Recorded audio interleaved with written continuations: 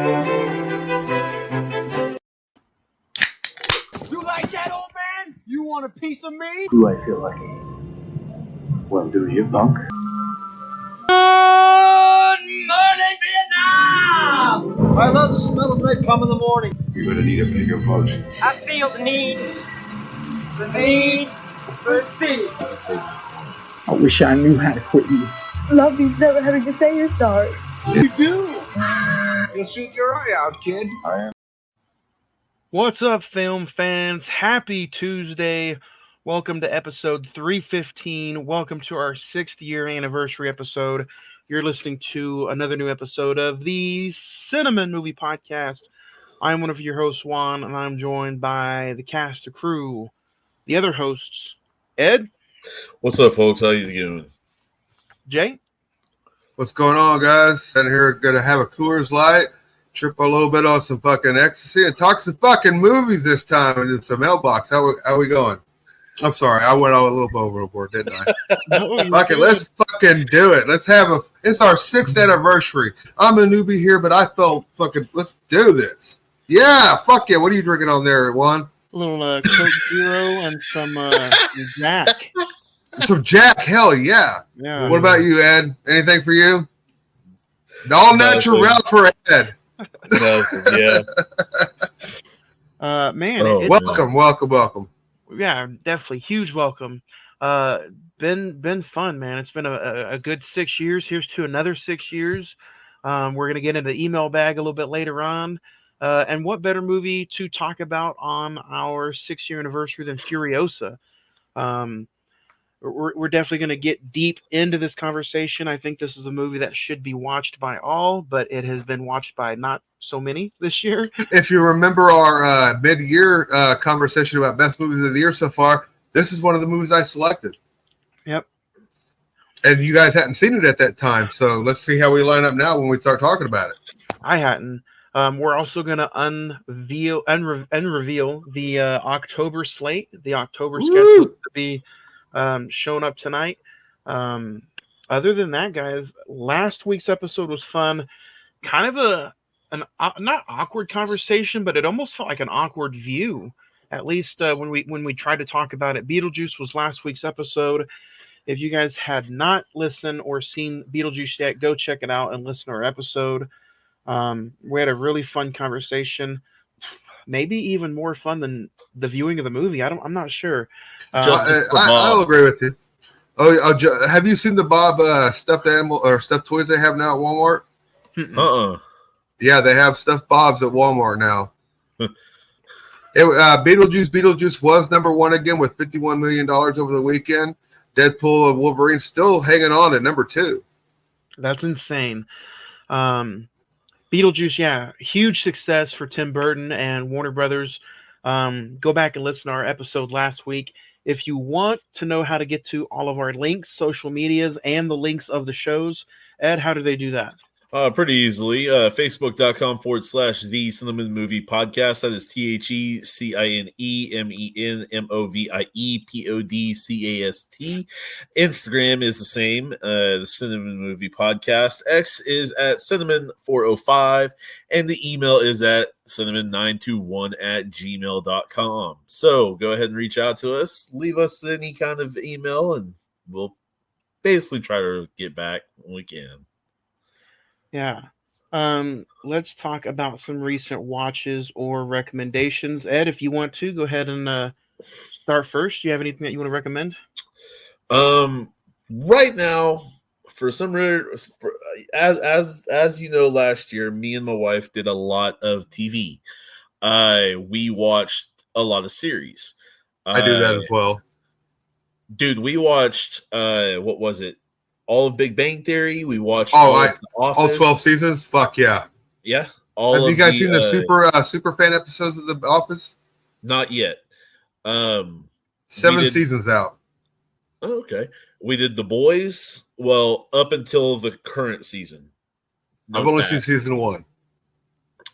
We did all of South Park. We did all of Stranger Things. So I mean, we turned.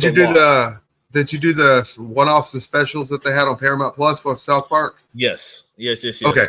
I want to make sure. we caught up to the Prime. I'm sorry, the Cred episode. Yeah, So, the Pandaverse. What is the yes, Pandaverse? Yeah, yes. stick a gay black woman in it.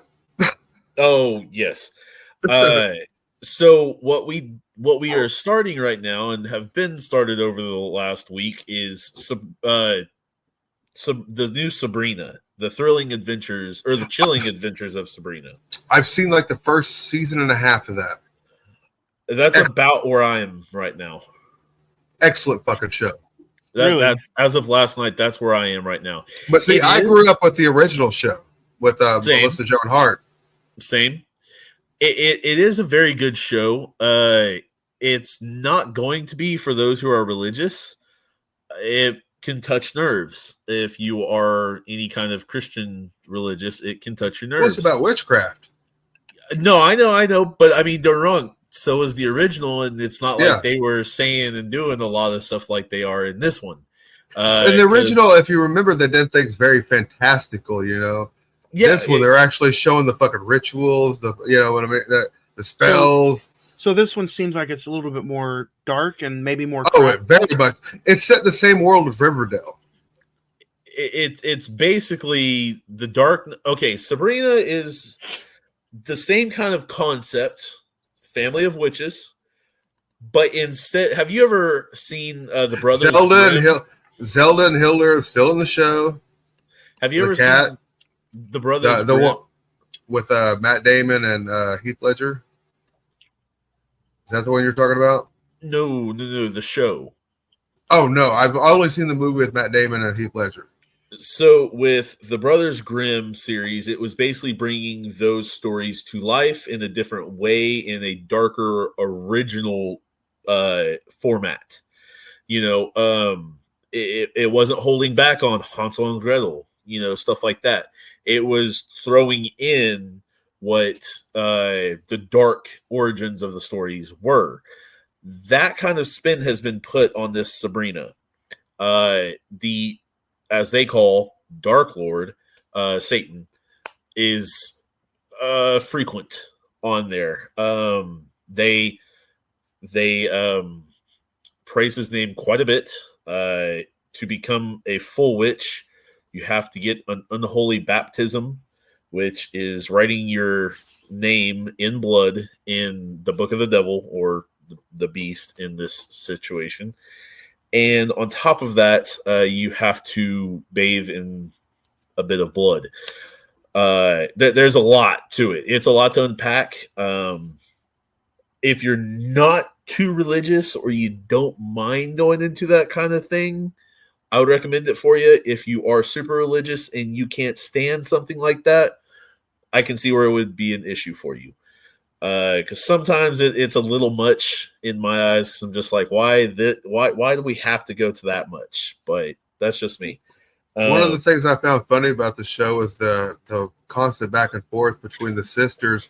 Whenever she'd kill her sister a lot, she'd bury her, and then she'd come back. You know, I always like that running joke. It is pretty funny. I was a little disappointed that Salem doesn't talk. Well, he does, but it's very, very rarely, and it's only to Sabrina, and it's only when you're facing it from her point of view. I think you've only heard like 3 sentences maximum from him, which I was kind of disappointed in that too, because I'm just like, that was a main focal point of the last, but the familiars don't necessarily talk to everybody. They don't feel safe talking to just anybody. Cheers. Now, cheers. Southern Preach, good. I like it. Now, one, I know you're eat a peach for hours. Now, one, I know you're a big guy on physical media, physical copies, and all that. So I got a physical copy today of something I've been waiting on for 2 months. Well, almost 2 months. Oh, good for you. The Death of Slim Shady. Is it the expanded edition? This one is not. I have that on digital. Okay. Nice. But I wanted this because I have all of them except for the Slim Shady EP, which is kind of hard to get if you don't have a bit of money. But you Oh, also shit. didn't you also pre-order the vinyl? The vinyl, no. No, I just pre-ordered that CD. I wanted it for my collection. Like I said, I've got every other one, all the way back from Infinite till now TDOS. So I do have a few vinyls of Eminem. I'm a huge Eminem fan. Have been for. I mean, you can ask Johnny. I've been that way I've been that way for 2 decades now. Literally, actually, 3 decades, like 23 years, 24 years. Good. That's But always good. I yeah, like seeing and sharing any kind of physical media. So I was about to say, I knew you would because just I literally don't, got the package. when I get one of those packages on my front doors, I automatically get super excited. I get all Mhm. wet and nice and feely inside and everything. First So off, you can. come feel. Oh Um, shit! Sabrina. Who plays Sabrina and where can I watch Oh, it? she was Is it on Netflix? her name starts with a K. It starts with a K, like Kieran or some shit like that. She was in Twisters at the very Oh, beginning. She was the blonde girl. okay. She was the blonde girl that got sucked into the tornado at the very beginning. Kiernan Shipka. Okay. There we go. Ross Lynch from the Disney Channel show is on it. There is that. Gavin Leatherwood is on it as Nick. Jazz Sinclair, Lachlan Watson, Lucy Davis, if you know who that is, plays Hilda Spellman. And then where is the other? Where is Zelda? Miranda Otto plays Zelda. What are you eating on there, Juan? Chicken curry. Fuck yeah. What So, else do you recommend? Anything? You have anything else that you've been getting into? Or is it just you're getting deep in Sabrina? Just that right now. I mean, yeah. What about you, Jay? You want to go off? I had a eventful kind of week and a half, since last we talked. I went back and there's a YouTube channel called Prime Theater that has a 4-part retrospective on the entire. I'm talking all the way up to Guardians of the Galaxy 3 of the Marvel saga, like when they came out, the reception, who was cast when. It's like a full-on document. It's about 12 hours long. I watched the entire fucking thing. Amazing, awesome. Just done by a little YouTube channel. It was pretty cool. I even started. I smoke cigars, so I'll I have to smoke in a specific room, so I'll watch shit on my phone. And I've been watching Jason or Friday the 13th retrospective on the entire series as well, by a guy called 616 Entertainment. He's a big wrestling fan. Is that Blu-ray set that has everything on it? Oh yeah, Shout. That's that nice Scream Factory one. Yeah. Oh yeah. That's the one he references a lot in the retrospective. I'm on part 3 right now. But then I messaged Juan this, and I watched the Kingdom of the Planet of the Apes. I'm gonna check that out tonight. Yeah, it wasn't too bad. The biggest problem I had was getting used to which apes were going to be following around, because they all fucking look alike, very much so. They don't really give too much to distinguish that this is Noah, this is this one. It's only that when they get the different species that you're like, okay, that's this character, this and that. But that was cool and all. I enjoyed it. I thought it was pretty cool, but the story was pretty simple. It's pretty basic. It didn't progress anything except a small part. I don't want to go into spoilers because you haven't watched it yet. But I'll ask this: does it feel like it starts a new trilogy? In a way, to me, the character of Noah, which is the main one you follow through the entire movie, I just don't feel the same presence that I did with Caesar. You know what I mean? The Caesar trilogy. They're never going to be, unless Noah something happens to do in the next one.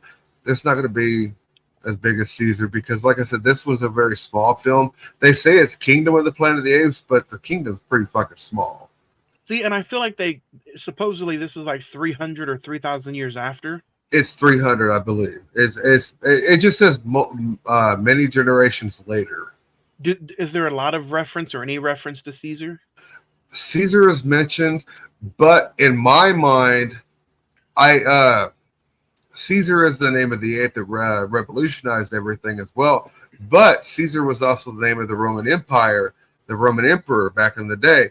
And there's a plot point in the movie where a human reads human stories to the new king, and the new king interprets them, and it kind of plays with that fine line of they say Caesar a lot throughout the movie, but it does have a double connotation of, are they talking about the ape Caesar, or are they talking about the Roman Emperor Caesar?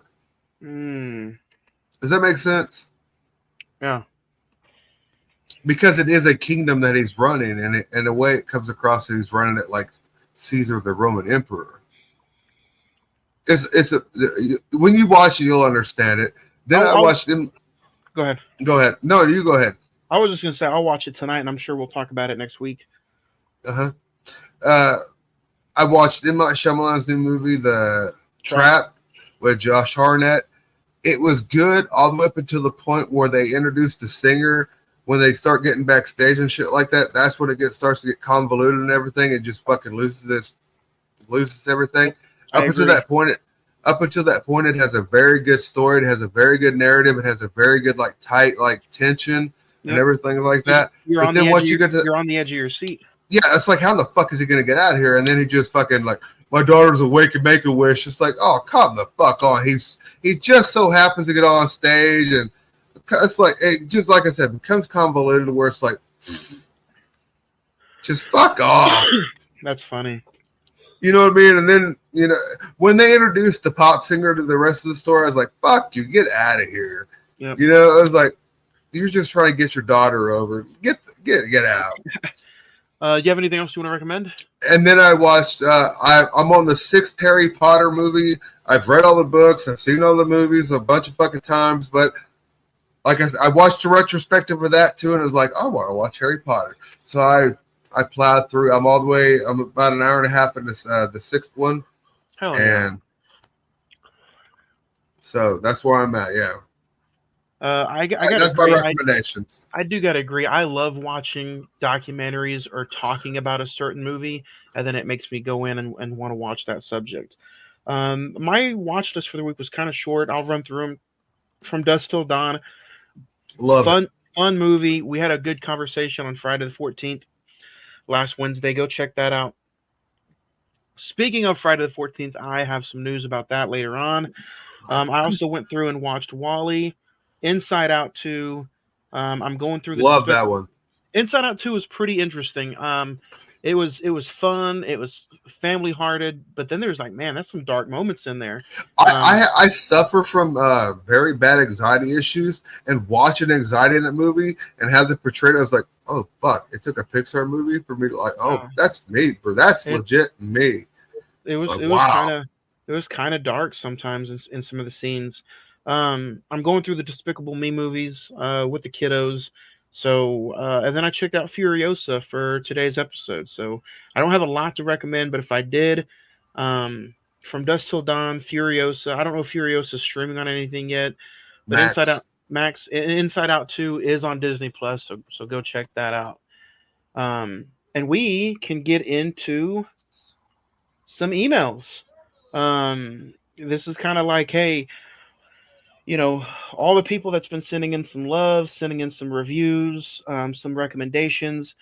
You guys have been doing this for a long time, sending stuff in. I haven't really got into that email bag, and I only like to respond and read aloud the emails that I respond to. Life has just completely uppercut me some days and some weeks, and I haven't responded to a lot. So I'm only going to review and read the ones that I've responded to. So I'll go through and start. If you guys want to, we can hang out and answer some emails.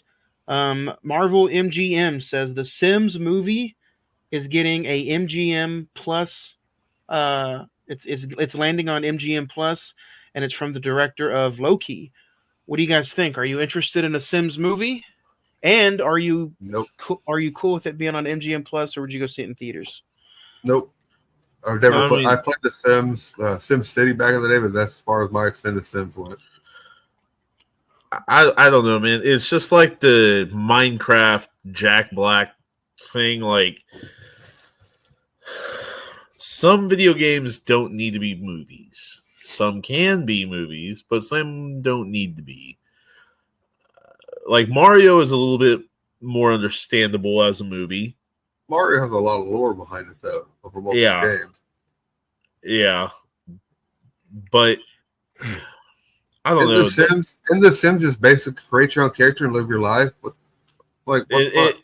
It's almost Free Guy in a way. Yeah. There you go. I've never played any of the Sims games, so I'm not interested in any movie, TV show, or anything. I mean, don't get me wrong. You want to do another video game movie? Do Ready Player One sequel. Yeah. That one was amazing. I still love that movie. This is an interesting topic of conversation. Lucy says Inside Out 2 was awesome. 5 out of 5. It's the hit Pixar needed. But is that all that hits theaters nowadays? Is just sequels, kids movies, and superhero movies? It seems like nobody else wants to go see anything else. It's not really all. So I think the first thing is answered by the second, because it's not all of what's in theaters. That's but all it that's is making all money of right what, now, though. because, like she said, that's all everybody wants to see. Because don't get me wrong, you've got Deadpool, Wolverine, easy It's right there. basically what makes money is what they're going to go for, whether it's remakes, Exactly. whatever. So you as a person, and I'm not like attacking her I'm not attacking that at all. I'm not attacking the email in any way, shape, or form. What I'm saying is, though, is break off from the norm. See that weird movie you've never heard of. See the one that title makes you go, "What the fuck is that?" Kind of thing. Like, go see that one. Well, that's how we kind of got the Matrix. That's how we got the Matrix and certain shit like that, because they just put the movie out there and they just let it find its audience. But a lot of studios nowadays aren't like that anymore. They go with the proven hit. Cars. Let's take Cars for example. Each movie that they've made 3 of them, and each movie has made less money than the last one. But the only reason why they keep releasing them movie is because they make $1 billion to $1.5 billion in toy sales. That's interesting to look at it that way. If you're gonna, we might make a movie for $200 million, make $300 million in the box office, but we make $1.5 billion in merchandising sales, just the toys alone. We're not talking about T-shirt sales, movies, anything else. We're just talking about the fucking cars they sell at Walmart. That's $1.5 billion. I'm not gonna pass that up as a studio. That's why we keep getting a lot of remakes and reboots. Like we discussed last week, The Crow. It was completely fucking.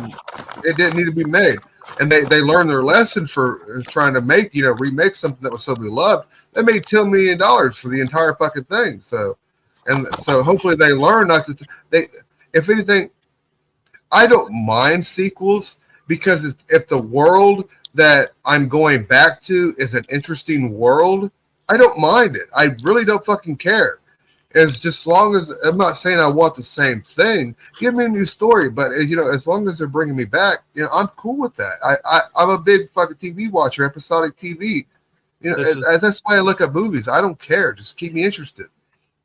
This next email is pretty interesting, and it's about me and Edward's conversation with Civil War.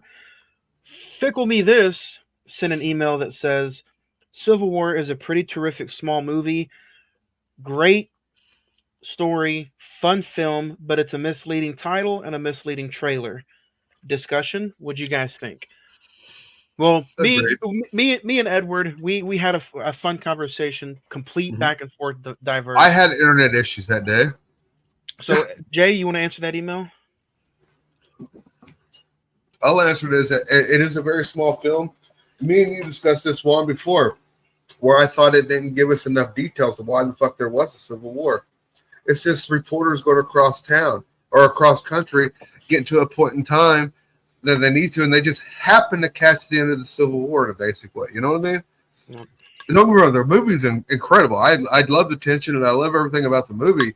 But as far as the fine details go, when it comes down to, what's the purpose, all we know, because me and you discussed this one, all we knew was that Texas and California succeeded, but we never knew why. We never we never knew anything but that Texas and California succeeded, and now we're in a civil war. It's like, why? What the fuck happened?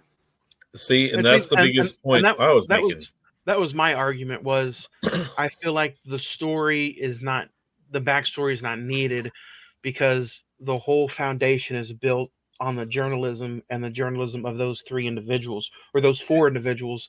That I was like, my argument was I don't think we really needed to know the who, the why, the what, because we're just following those four journalists. But here's the reason why I'll disagree with you on that is because since it is a journalistic story made it look like a docu-movie, they should have at least given some of those fine details.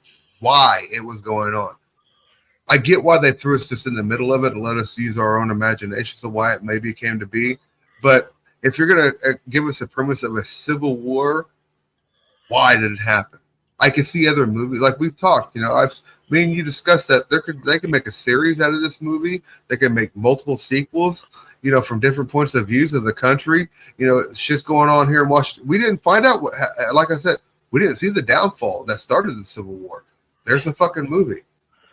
There's actually the TV show. Fucking 2-3 seasons of here's the downfall as what starts the Civil War. Maybe that was done by intention, but I don't know. It was a good movie, though. Film that as a documentary, in a way. Yeah. Docu-film. Do it how they would do with The Office. Where they have how like Jim and all them show up. They do the little interviews and shit like that. Have the people that are still alive give their interpretations like an on-camera interview, but then they show documentary footage intertwined. I could see something like that. That would be cool. I'd be totally down for something like that. Telling you. This one's just a pretty quick answer for a pretty quick question. Beautiful Throat 626. She wants to know, or he wants to know. I don't know. It could be. So a name like that, that's probably a female. Babe, how come we have not reviewed Babe yet? That's what she wants to know. Fair enough. I mean, I'm going to sit there and say there's a lot of great movies out there. And it's just one of those ones that probably doesn't come to mind because it's one of the, in my mind, it's a kids movie. I've only seen the first one. I've never seen Pig in the City, but it's just one that I don't think that registers on our radar too often because of our, our age in a way. That's fair. It was nominated for Best Picture. It was. Oh.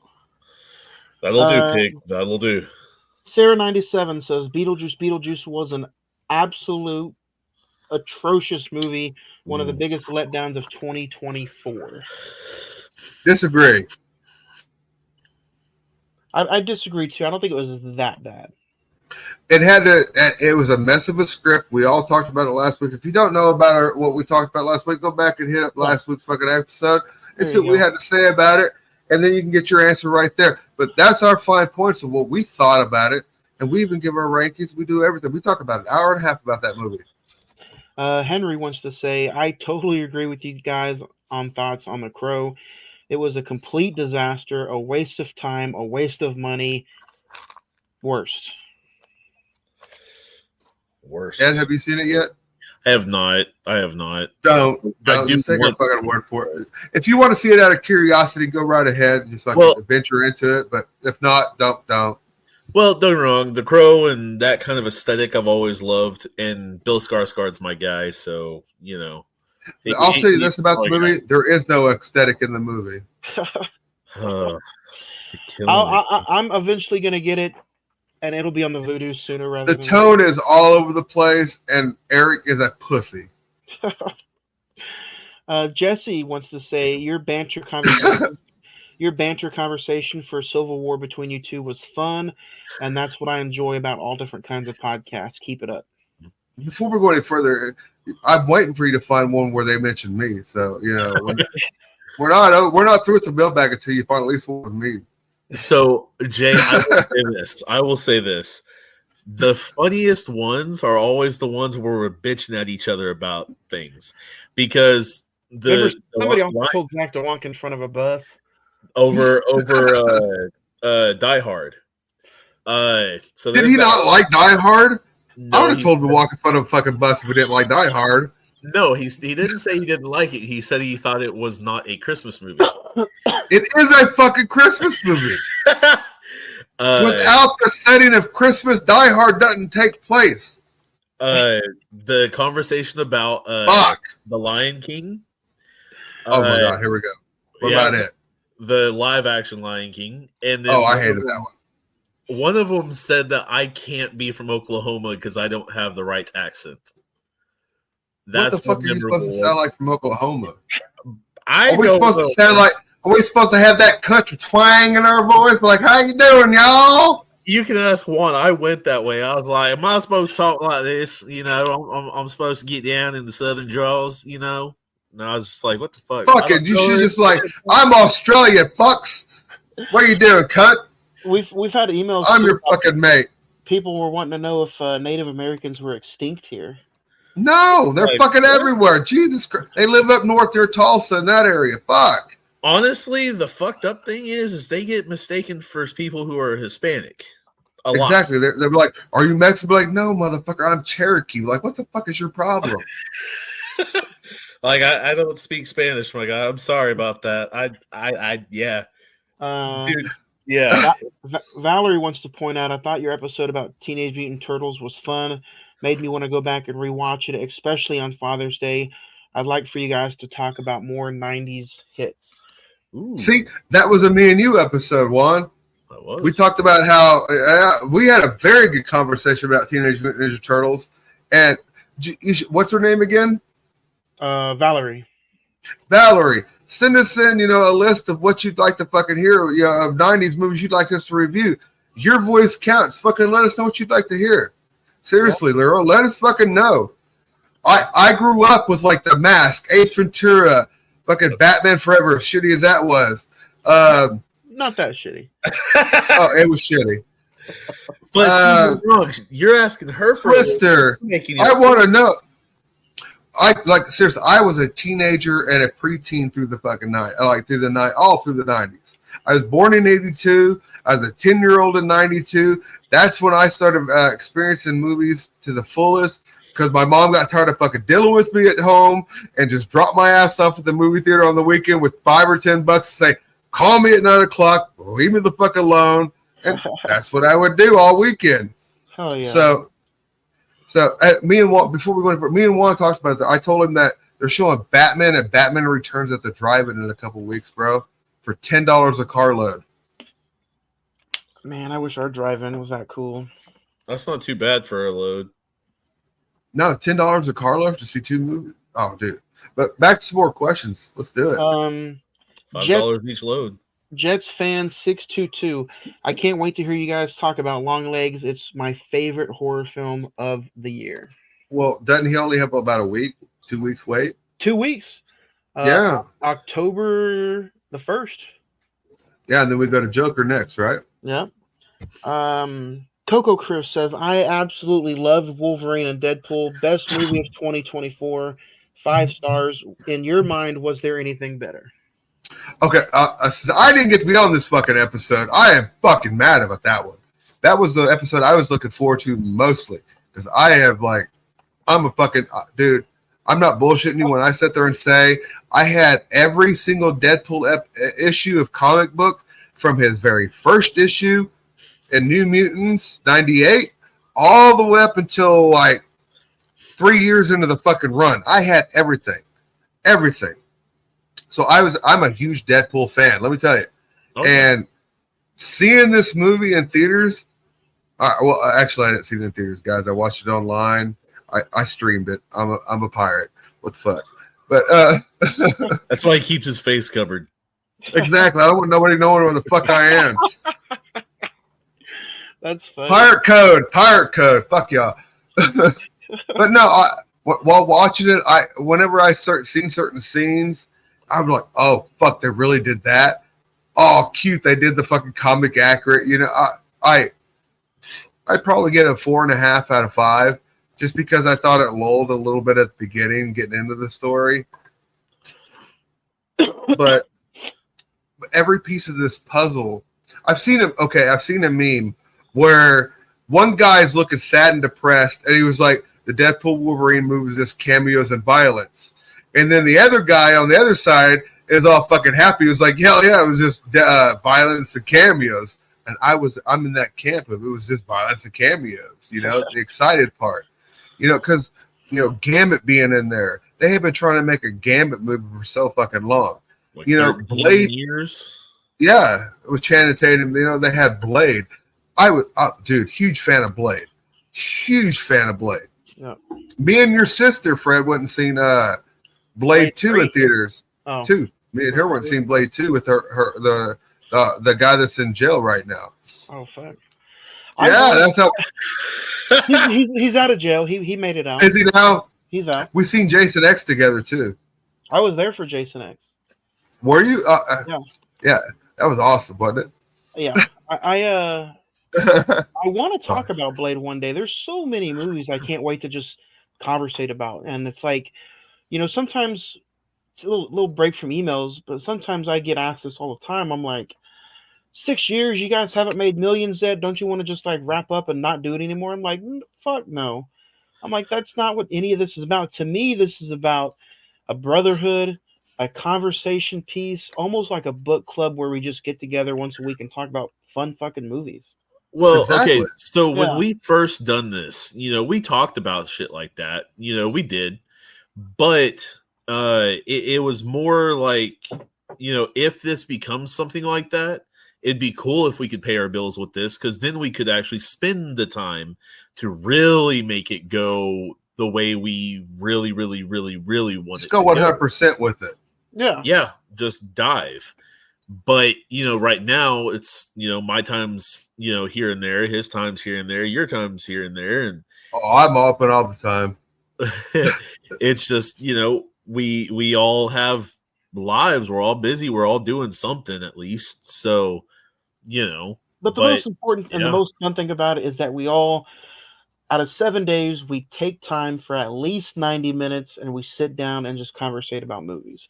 Because I think now, 6 years later, even if it is just 8,000 downloads a week, I think we owe it to those 8,000 people to give them something new for the week to fucking listen to, right? Yeah.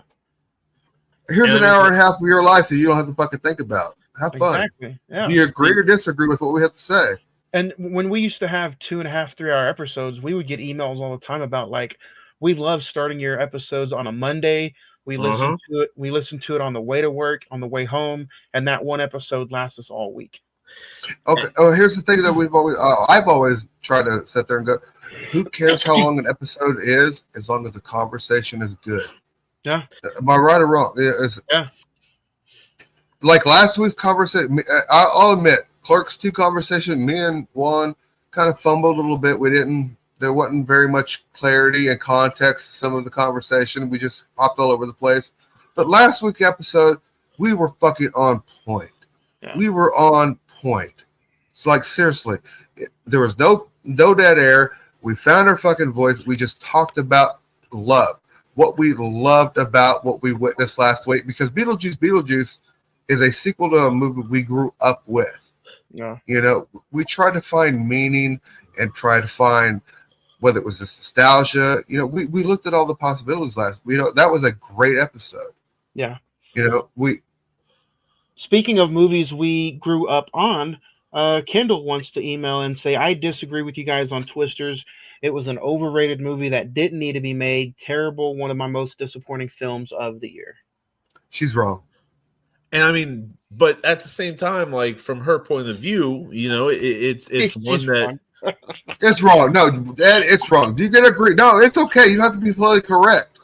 It's okay to disagree with your audience. She's wrong. No. I'm just saying, from her point of view, she's seen something different that we didn't see. She's seen, because don't get me wrong, my wife despises the first Captain America. She says she thinks it sucks.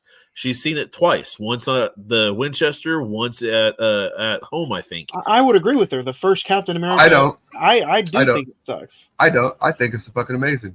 And I can give you. We can go. We can have a Captain America episode and invite her on. And I'll fucking give her all my. Well, hold on. I told her, I was like, this isn't necessarily what they're wanting to do with the character 100%. I said that was an introduction to the character. Dude, we agree then. Yes, exactly.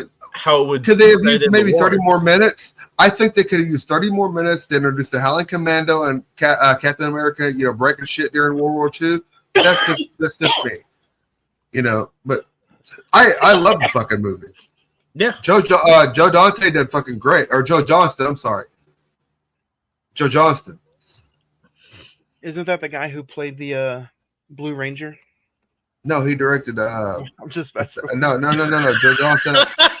Okay, if I'm not mistaken, I think Joe Johnston directed Honey, I Shrunk the Kids and Rocketeer. I might be wrong. Wow. They hired him because he has a very good aesthetic with old-timey movies. Yuri says, I loved your review on the original Clerks. I've seen that movie now tons of times, and your conversation made me want to read it. Love the episode. Hell yeah. You missed it, Ed. You weren't a part of that conversation. It sucked. Nobody was here for that. It was just me and Juan. Kyle says, have you guys got... Hold on. We got to talk a little bit. Thank you for that fucking comment. We enjoyed talking about Clerks. And we look forward to talking about Clerks 3 in the future. I think we're hitting that episode up in November, if I'm not mistaken. First couple weeks of November. We're going to close out the trilogy, and we're going to ram that. Dude, I think we should review the cartoon as well. That's just me. But it's 6 episodes. It's like 2.5 hours. I think we can handle that. Have you Our seen first the cartoon TV yet, show? Ed? I have not seen the cartoon. Clerks 3? Yeah. Yes. Okay. Dude, yeah, I seen it right around within days of it coming out. So did I. Yeah. And I fucking bawled through that movie. Yep. Fucker, Steven says Furiosa I thought was original, but an overall masterpiece. It's like, wow, everyone was so hyped on Dune, but slept on this movie. They did. We'll get to that in our discussion. I'll agree with them there in the comments. I seen it opening weekend, and I seen Fury Road opening weekend at the Warren and the IMAX, and I was fucking blown away hearing that boom, boom, boom, boom. So funny thing is, I seen Fury Road out in San Antonio. Oh, nice. At the theater off of the Riverwalk. It looks like that in San Antonio. No. Hook 'em. Hook 'em hard. Cowboys. Oh, it's Cowboys. Okay, now we'll see y'all next week. Have a good night. I knew I had a button. It seems like the Broncos and the Cowboys have a favorite letter. Hey, don't compare those two, all right? That's a whole nother conversation. Hop on next Monday.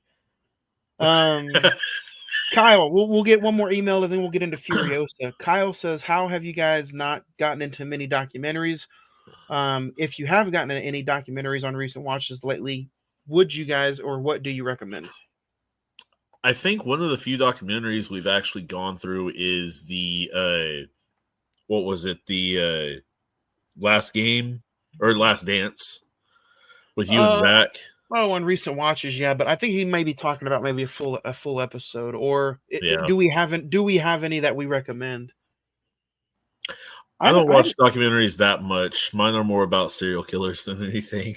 I haven't been on a documentary hit lately. I was a few months ago, like a year ago. But nope. Down one. I usually go through serial killer documentaries if I ever do watch them, but that's kind of few and far in between. Like really few and far in between.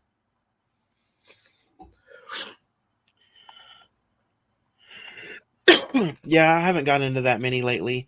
If there is one that we have probably gotten into, we did review the Bray Wyatt documentary a ways back, a few months ago, as far as like a bonus episode. So, okay, yeah, heck yeah. But other than that, man, I think we can get ready to get into today's meat and potatoes. Yummy.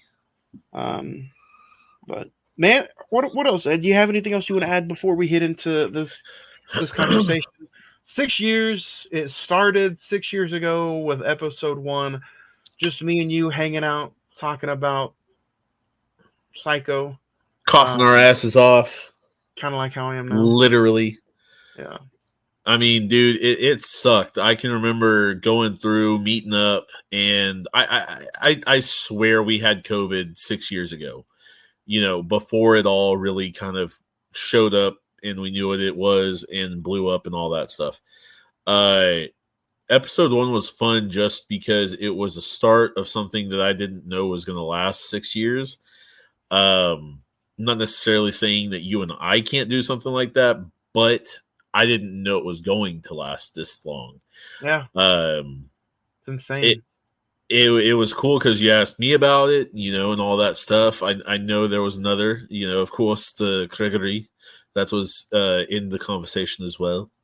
I think he didn't have the time at the moment, if I'm not mistaken, somewhere in there. But anyways, now it's just so crazy because now we're just like all a part of this big network. And you know, at that episode, you didn't even know who Zach was. And now he'll be joining us in a few weeks. I know, man. It's cool. And speaking of, you know, this thing started with just us. Now we have plenty of great sponsors that can be found on our lovely posters. So hit them up. But before we continue on with the episode, go ahead and go join and listen to this nice ad from Rodeo Cinema.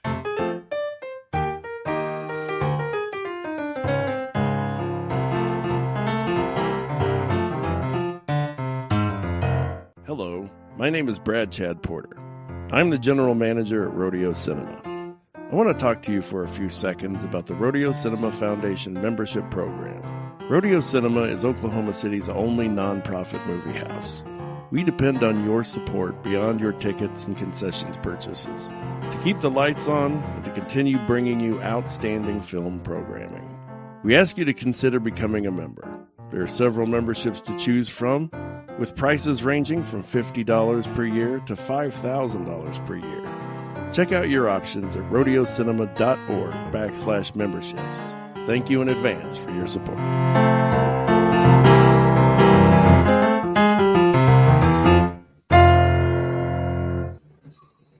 All right. We are back. We are live. Let's continue and let's dig into today's episode. Today we are talking back. You're back.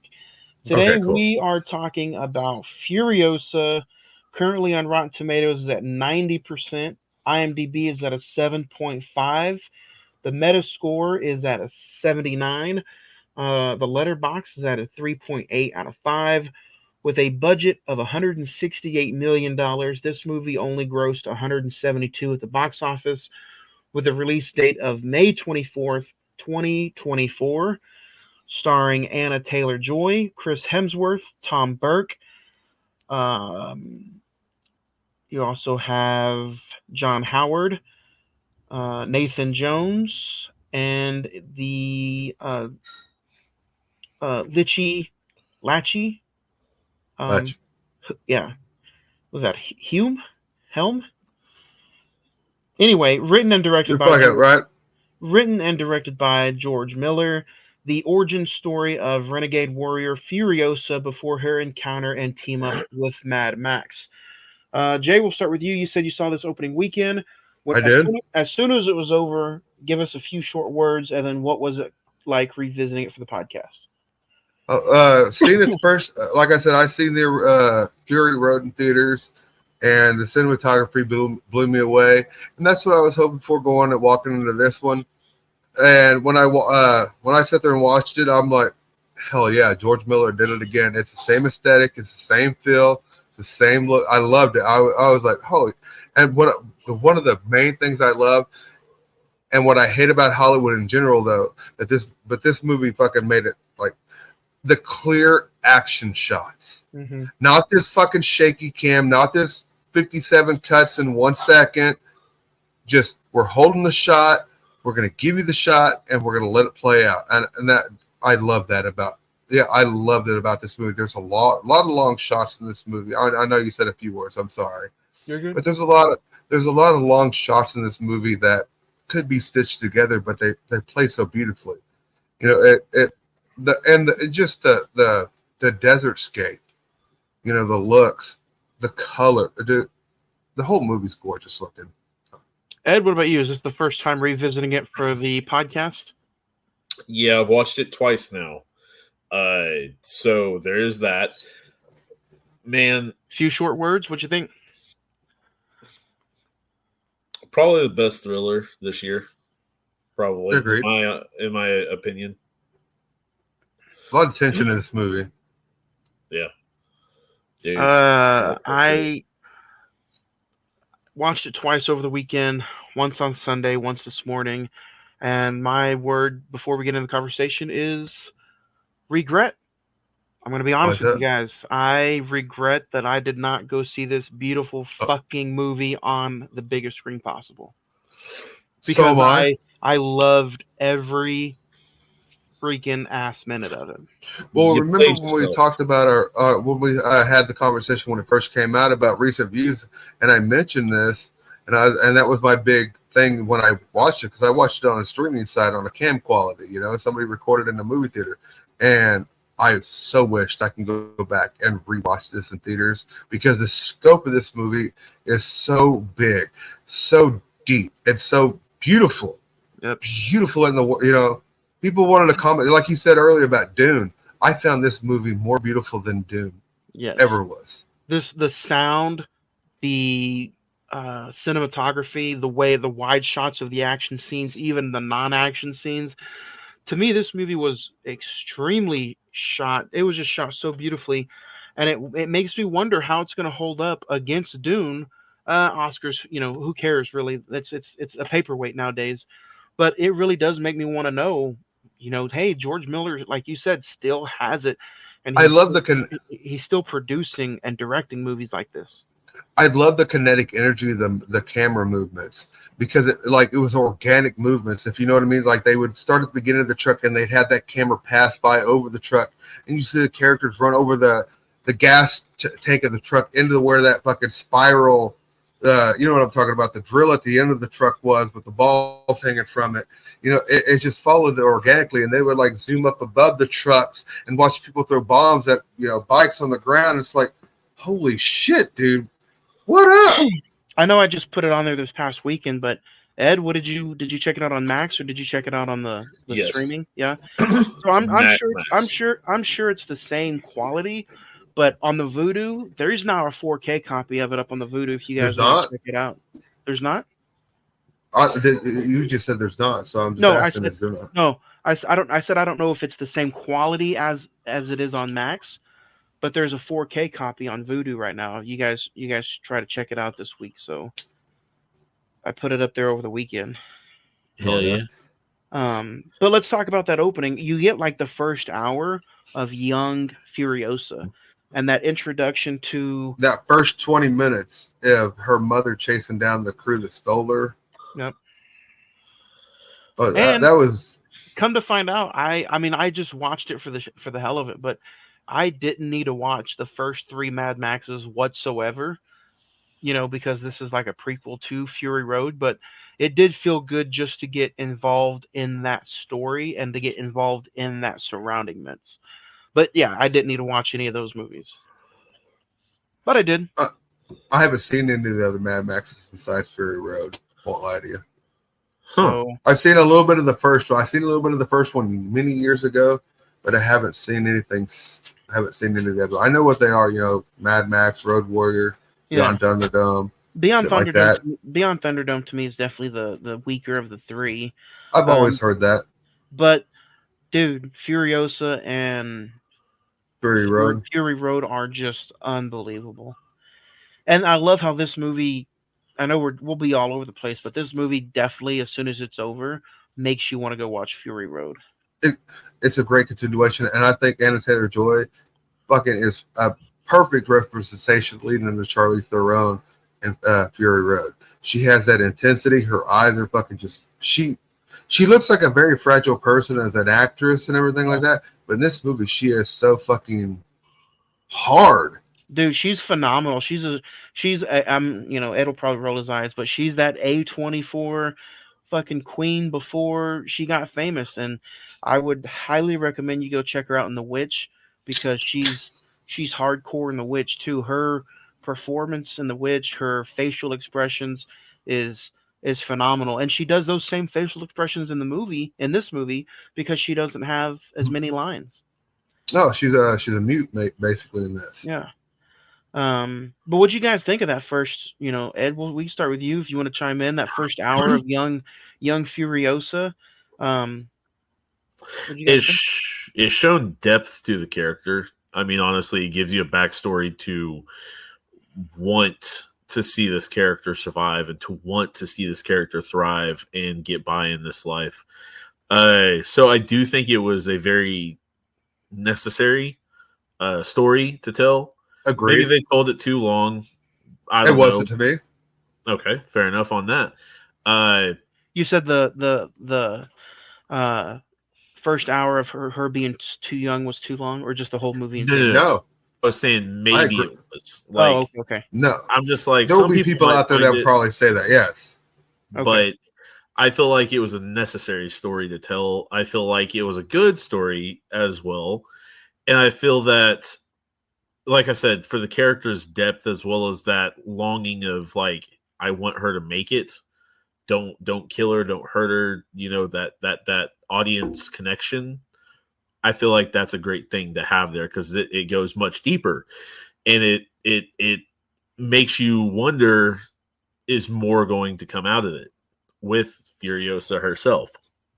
Well, it's named Furiosa. You might as well give me where she started at and why she got to be where she was, and this and that, and it hit all those points for me. It gave me a great sense of character growth because we now have 2 films with the Furiosa character. And there is a lot of progress because at the end of this Fury Road, she's trying to still make her way back home. Yeah, the way it starts off is the way Fury Road starts off is just how this is the end. She's using that right. Let me get that right. That map is on her arm, right? On how to get back. Yes, it's a star map.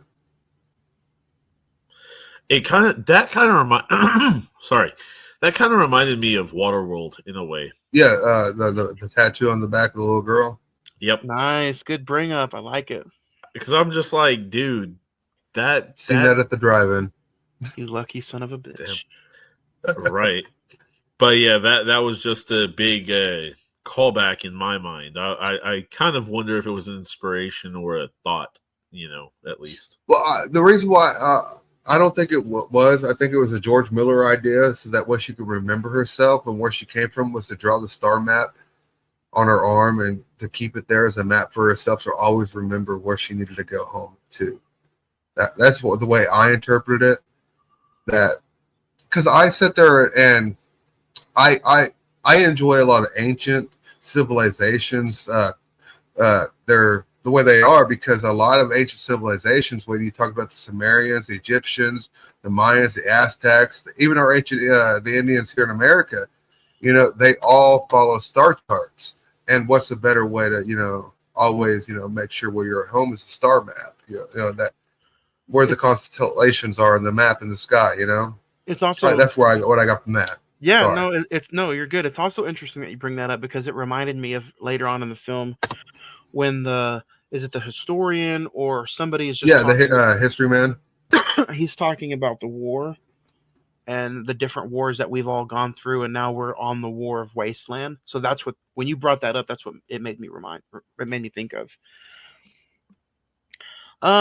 Technically, we see the mother's death, right? Or do we not see the mother's death? Well, don't they just kind of, in a way, don't they like kind of just crucify her in a way?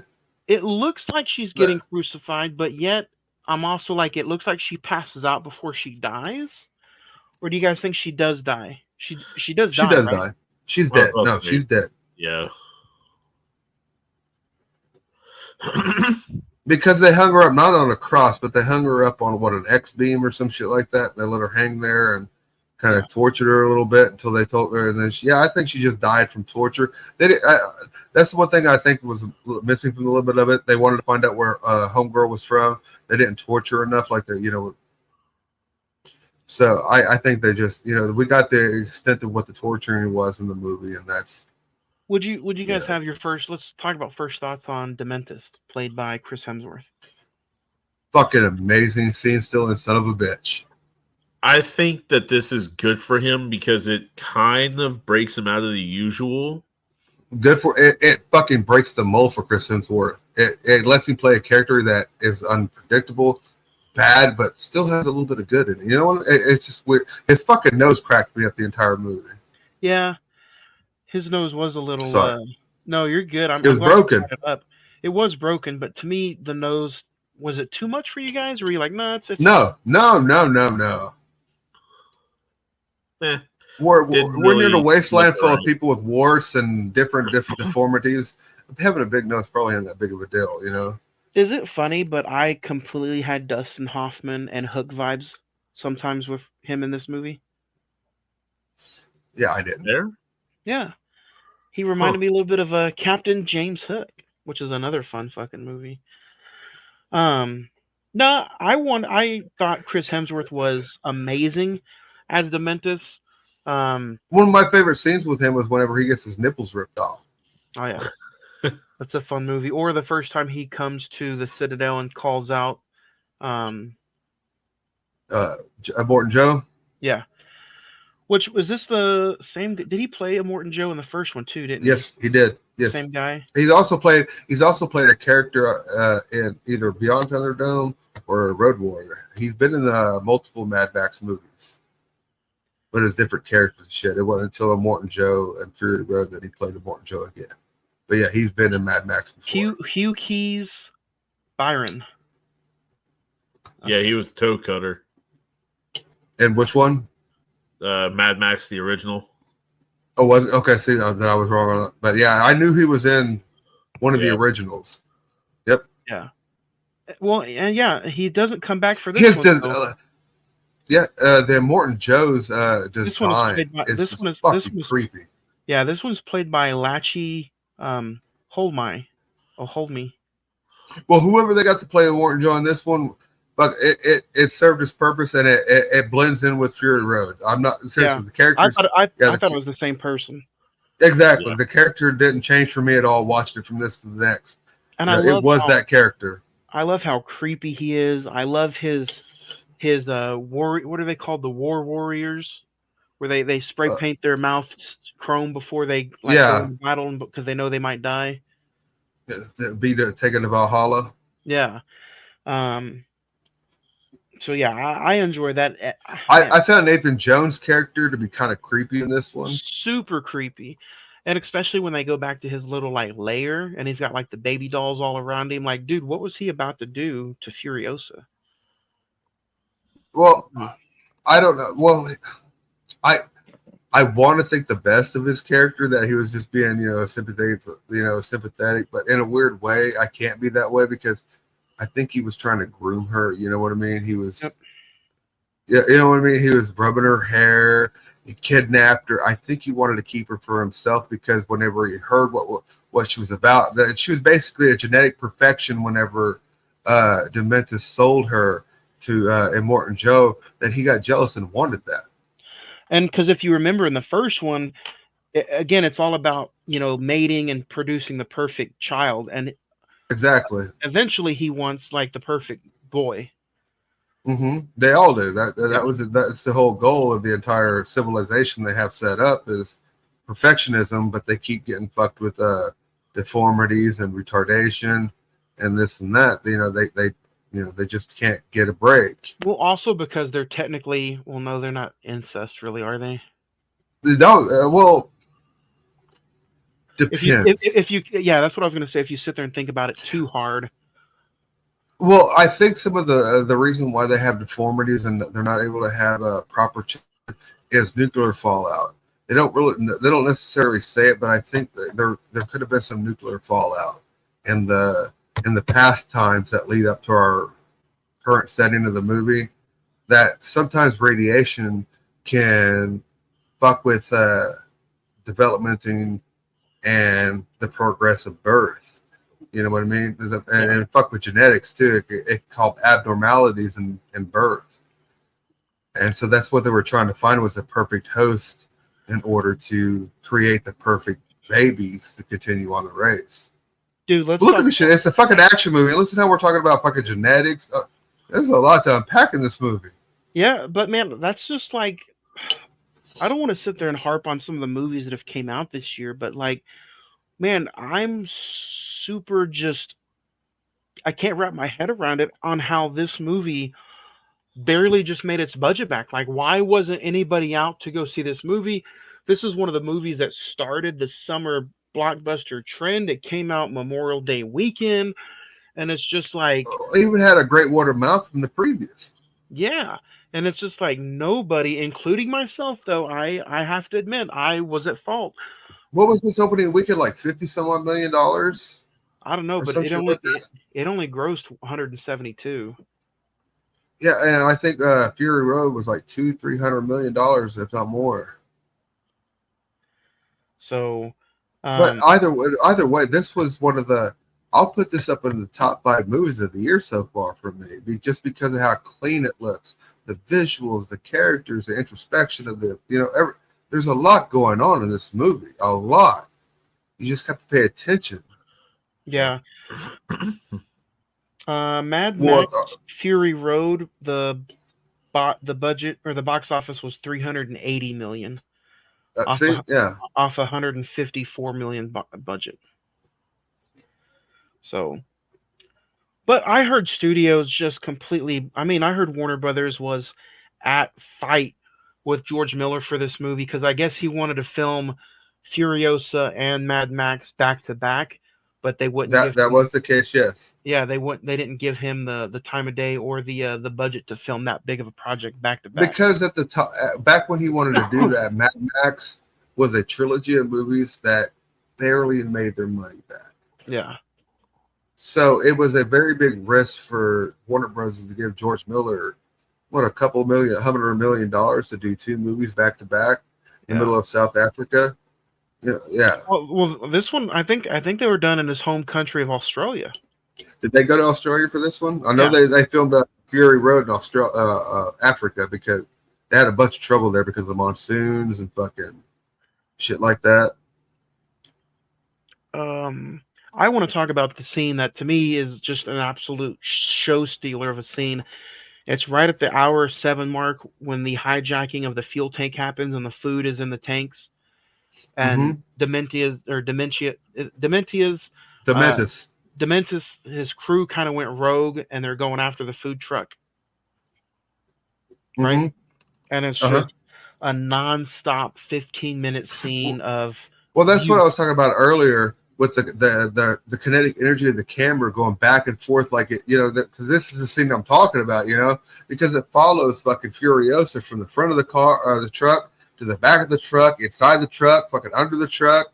The camera goes above the truck, aside. It's all over the place, but it's so fucking organic and clean when it does the movements and it, I don't know.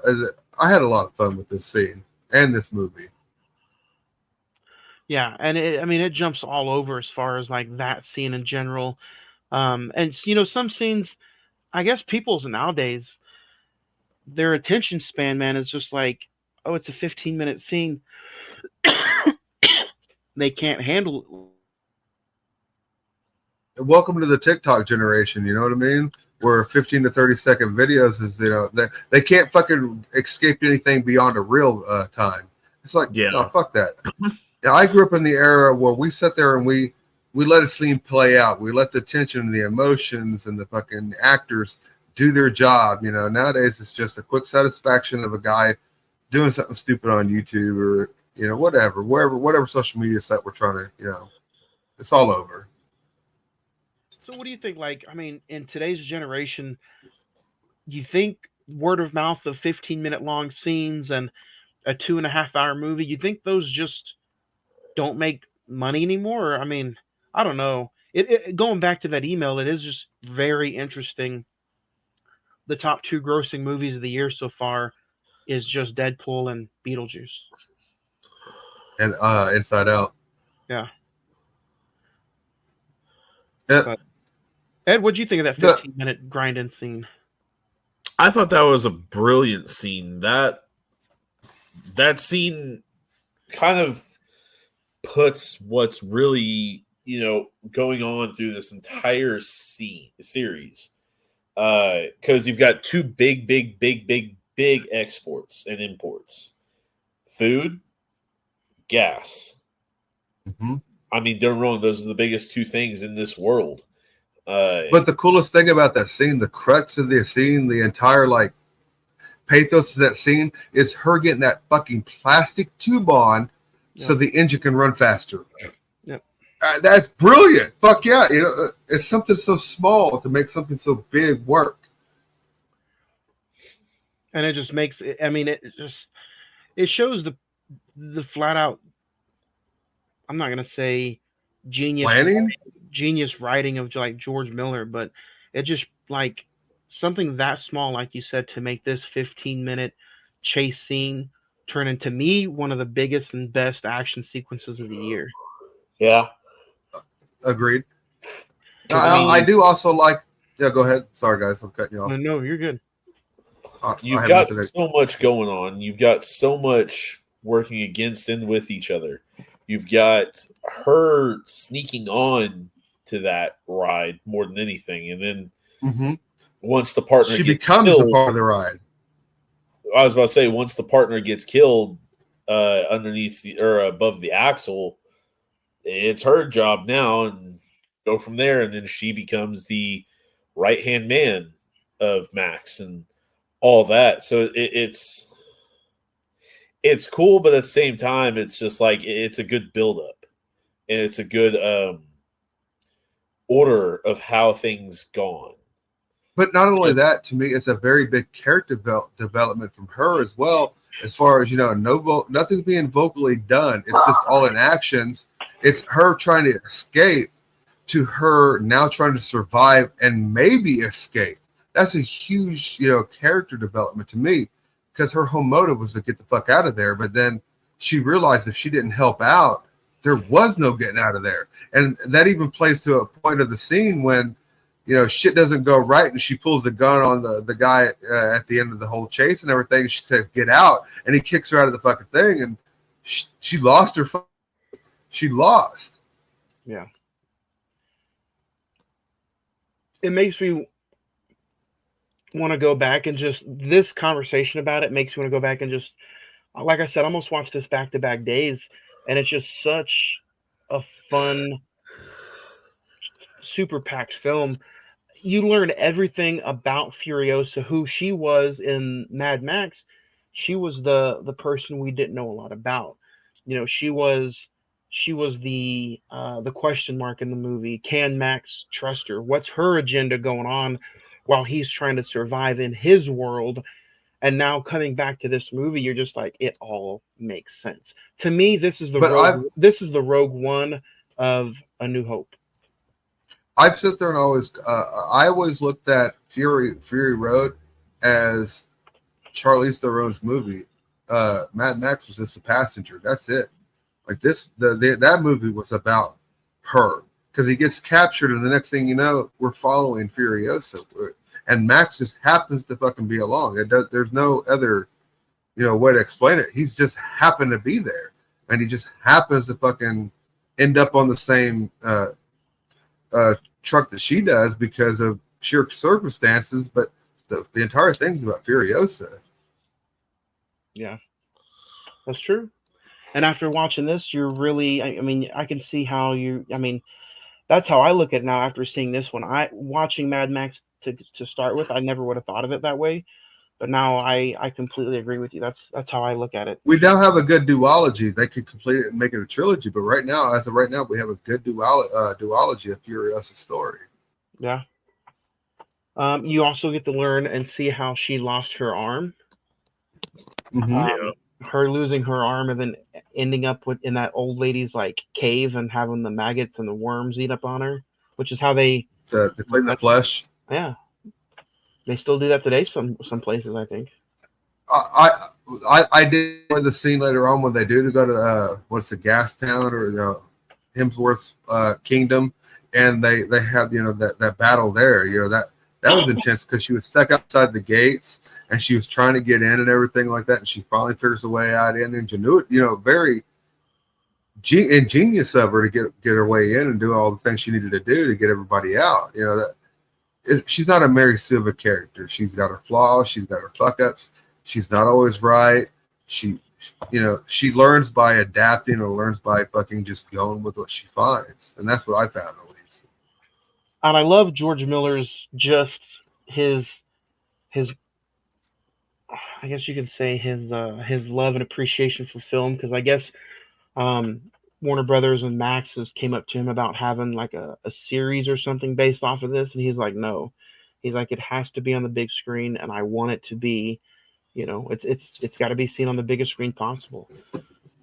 I appreciate directors like that. I don't know about you guys, but I just appreciate that directors have a vision, they have a story, and yes, it can, be easily made into a 6-7 part series, but there's still those directors who are like, no, I want my story on the big screen.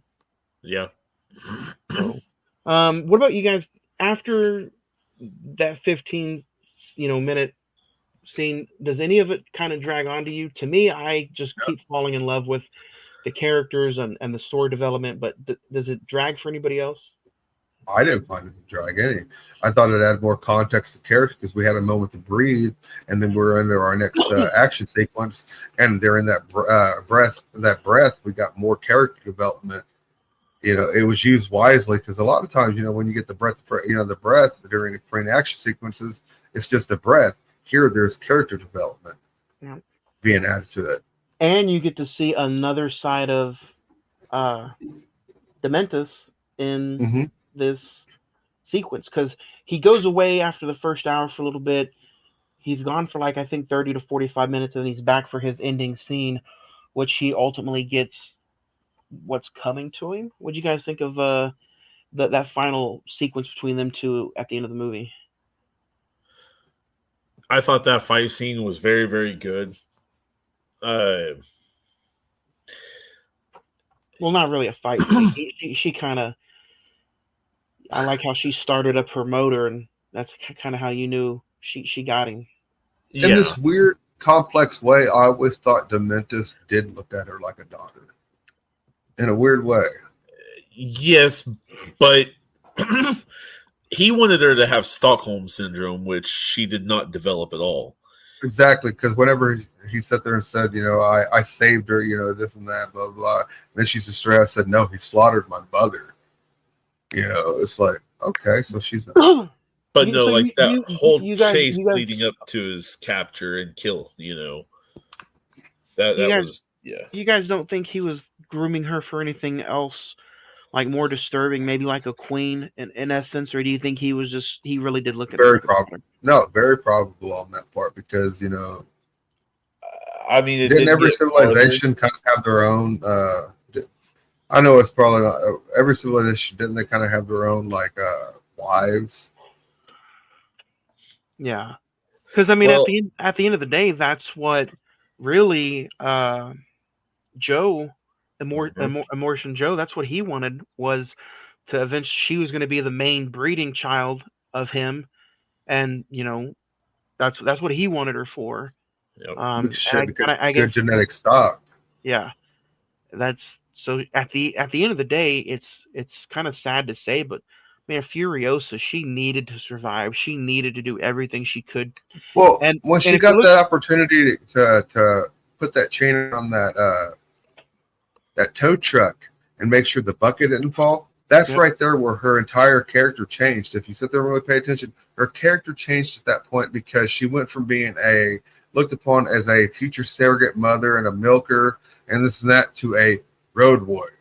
Yeah. In my mind, I could be wrong. No, you hit it right. You hit the nail right on the head. That I was about to say almost the same thing, how she needed to survive because she's this young woman adult in a man's world right now, in a man's wasteland, and she needed to survive, and And the only way for her to be valuable as a woman is to be as a birth giver or a milker. But she found another way to become a integral part to the mission.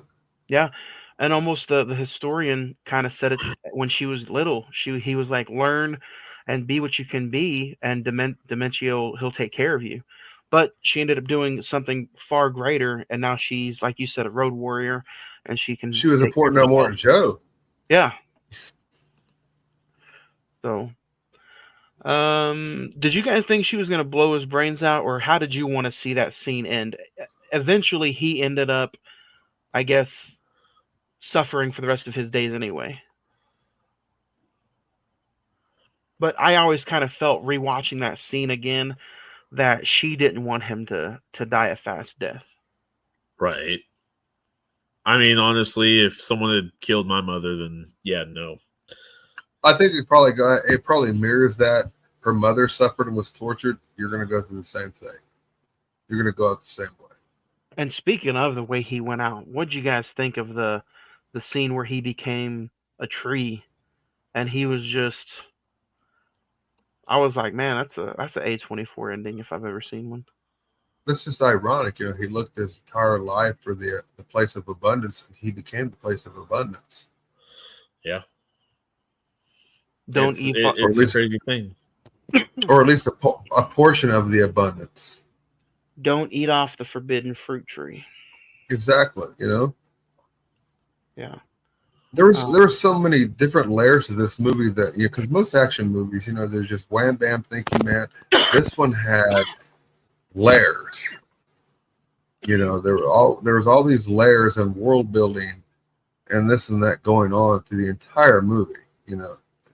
It just wasn't one of those ones that we're just here because this is a prequel. No, it wasn't a popcorn film. Mm-mm. Shrek said it best. It was like an onion. Exactly. There's a lot of layers here. Yeah. And like I said, I enjoy the ending, and I like how that's who's narrating, right? Is the historian. Mm-hmm. And I like how he said it at the end, and I heard it from Furiosa herself in a whisper to my ear that this is what became of Dementus. Well, that's the way back whenever Tom Hardy was announced that he was going to become Mad Max, or George Miller wanted to be Mad Max, that the theory was that the reason why Mel Gibson isn't Mad Max anymore is because it's these different civilizations and cities that Mad Max encounters, and that's their interpretation of Max. Yep. Anybody could become Max. Exactly. Yeah, Max was always an interpretation figure in their world. Yep. Because he just goes around different places, and whenever he's there for a mission, he does it and he leaves, and that's their folklore story. Well, and then you've got to think about the timeline too. Because would you have a 55-year-old playing a 35-year-old? No, not necessarily. So you're going to have maybe a 38-year-old playing a 35-year-old. Sure, that's not that hard. Yeah, that's why they went off in that direction. Because Furiosa, I don't remember how much older Max is compared to Furiosa, but Furiosa and him aren't too much different, for that matter.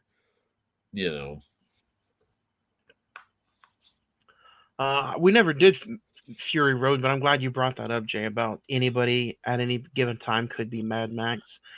I remember seeing something about that when that movie came out, because I was like, what the hell, where's Mel Gibson? And it's kind of like he's almost like a ghost, kind of. So it kind of made me wonder, because like Dementus, I didn't by far think that he could have been like a Mad Max person, or just a character, or somebody in general, but like he had that teddy bear, and the way he said his wife and daughter were like his wife and daughter were mutilated and killed, kind of made it seem like that's how Mad Max's family dies in the second one. So But let's get to our favorite scene. Jay, you want to start first? Well, we've talked about the scene quite a bit. It's that 15-minute stretch scene, of them getting, from transporting from her, being on the, hiding out, to her being a crucial part of the fucking convoy, and then being the only one left of the convoy. Yeah, I really enjoyed that scene because there's so much dynamic stuff going on. You got the guys with the parachutes on. You got the ones with the fucking fans on their backs. You got different cars. You got motorcycles. You got all kinds of shit coming at them. They're throwing those spear sticks that blow up. Anything can happen at any time. And not only that, they're losing gas. They've lost 2 out of 3 engines. Yeah, they almost lose the food too, right? They lost the whole trailer of food. Yeah. Well, no, they didn't lose it. They gone ahead and got to the other base or town or whatever. Yeah. So that was a very, very good scene. I think my favorite scene would have to be the scene where they go in with Diesel on the second run, and they start fighting to where she's laid out with a sniper rifle hundreds of yards out, and she's just taking them off one by one, and then trying to take Dementus out, and he flips out that one guy and gets him shot and all that, so he can potentially get a shot at her, and where she does lose her arm, right? Yeah. All kinds of different crud, but yeah, no, this film has a lot of good stuff in it, but that would be mine. My favorite scene would probably be the hijacking, the first hijacking where the little guy dies on top of all the vegetables. Just an extraordinary fast-paced scene. I like the scene where she runs away from Nathan Jones and his little baby doll hideout. And he takes off the wig, she runs away, and she becomes, is it Piss Boy? That's what they end up calling her. I think so. Kind of, or she's like a dog, something. I don't know.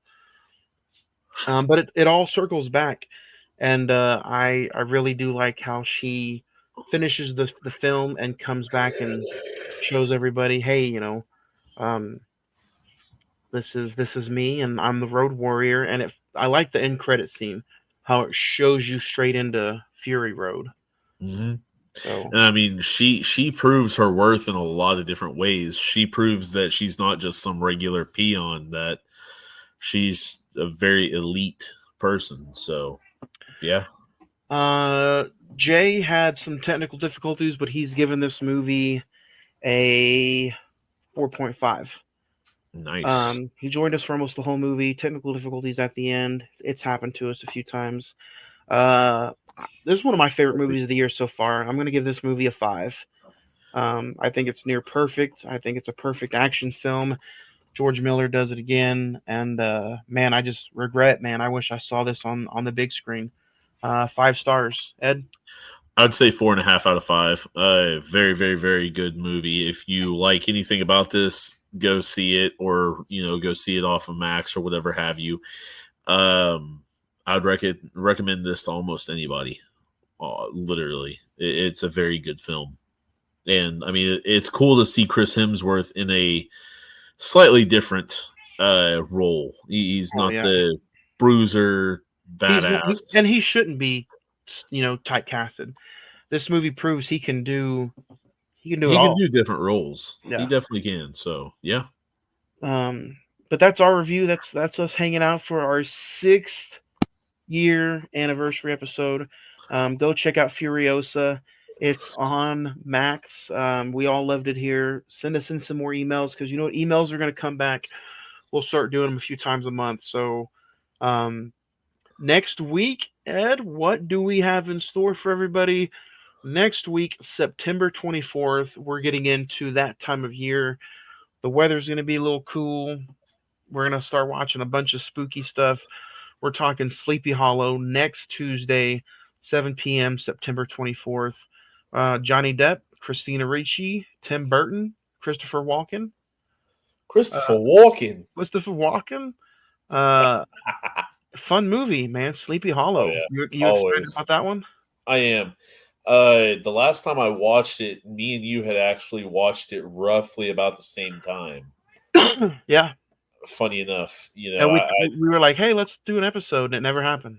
Which is insane. It is a little bit, but hey, all's well that ends well. Simple as that. Thursday, I talked about Friday the 14th podcast. We will no longer be on Wednesdays. We will be Thursdays starting this Thursday, September the 19th. We'll be talking about House of the Dead. This Thursday, 8 p.m., Friday the 14th podcast. New episode there. So join us this week. Mondays, man, catch me and Craig talking about sports, football, and rankings. Man, what a fun week it's been. I think that'll be it. That's it for our 6th year anniversary show. Join us next Tuesday for another new episode as we talk Sleepy Hollow on a new episode of the Cine-Men Movie Podcast.